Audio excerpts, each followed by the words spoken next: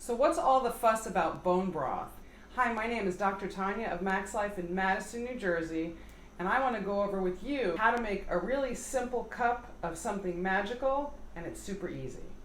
This nutrient-dense stock has become quite the buzzword over the past few years, but it actually has very humble beginnings. Back in the day of hunter and gatherers, they used every part of the animal, and they would put in the bones, the connective tissue, the hooves, the beaks, even the fins from the fish, and they would boil it and they would make stock. It's very nutrient dense and it's full of ingredients that we don't usually get enough of in our diets.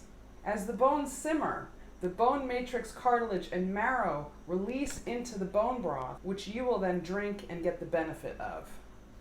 Gelatin, which is great for hair and nails, but also very supportive for gut health. Add to that collagen from beef bones and connective tissue. You also get a lot of amino acids, which are beneficial for metabolic processes and support muscles and joint health. These nutrients also support mineral density, muscle creation and repair, digestion, and nutrient absorption. All really important things. Translation: it's full of vitamins, minerals, amino acids, and essential fatty acids. So when you're making the bone broth, it's super simple to make. You'll take your ingredients, you'll throw them into a slow cooker or a regular pot on the stove, cover the ingredients with water, and put it on a low setting and cook it for 8 to 10 hours. I like to cook it for like 2 days to get the maximum nutrients out of the bones and also the matrix and the marrow. As I take a couple beef bones, as you can see here, we have fat, we have collagen, we have marrow inside, which is really great for the nutrients. I like to use 3 or 4 cloves of garlic. I cut up 1 or 2 onions. I'll put some ginger in, some carrots, celery. Spices, I will use a teaspoon of black pepper, a teaspoon of turmeric, and I will also use a teaspoon of pink salt, gray salt. I don't use the white iodized salt, and I don't recommend using that. And I also went out to my garden and I picked some fresh tarragon, thyme, and oregano. Those are really great in it. And I have a couple bay leaves, a half a cup of apple cider vinegar to break down some of the bone tissue into the water and makes the nutrients more absorbable.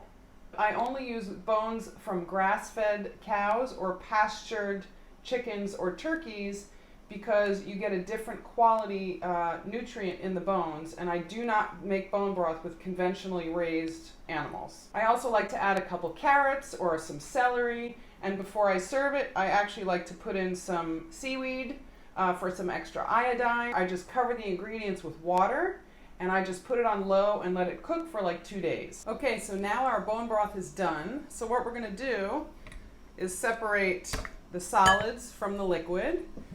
And I went ahead and I took out some of the bones with a holy spoon.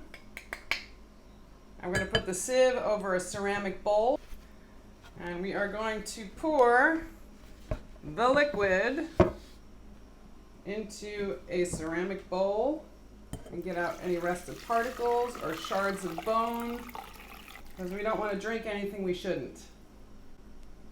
All right. Some people like to cool it off and take the fat off the top, but I will actually drink it with the fat, and that is usually part of a more keto, paleo, Whole30 type program. I will put it in glass jars in the refrigerator, and they'll last about a week or so. I hope you try this recipe. It's super delicious and super nutritious and super simple. My name is Dr. Tanya Maximoff of Max Life in Madison, New Jersey, helping you discover health and rediscover life. If you haven't already, please hit the button below to subscribe, and we'll see you in another video. Take care and be well.